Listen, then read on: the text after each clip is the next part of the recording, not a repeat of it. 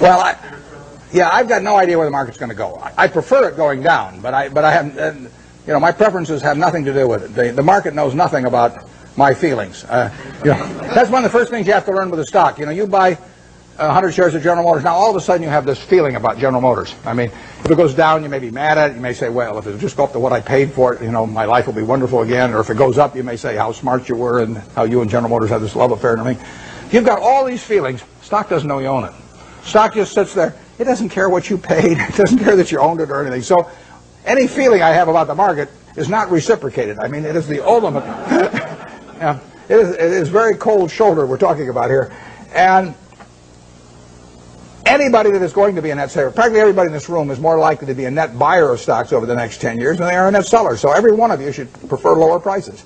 I mean, if you're going to be a net eater of hamburger in the next 10 years, you want hamburger to go down unless you're a cattle producer. And if you're going to be a buyer of Coca-Cola and you don't own Coke stock, you hope the price of Coke goes down. I mean, you're looking for it to be on sale this weekend at your supermarket. You want it to be down on the weekends, not up on the weekends when you're going to attend the supermarket.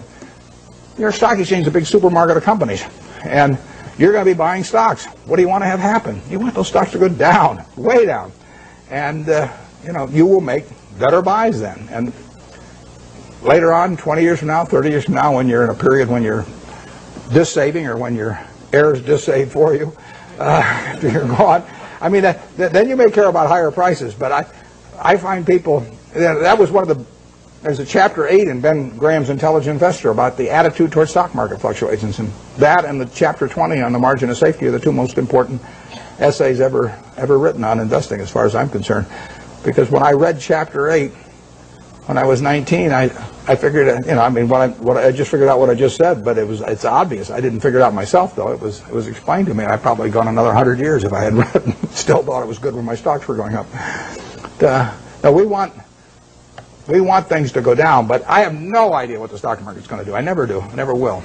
It's not something that I think about at all. When it goes down, I look harder at what I might buy that day.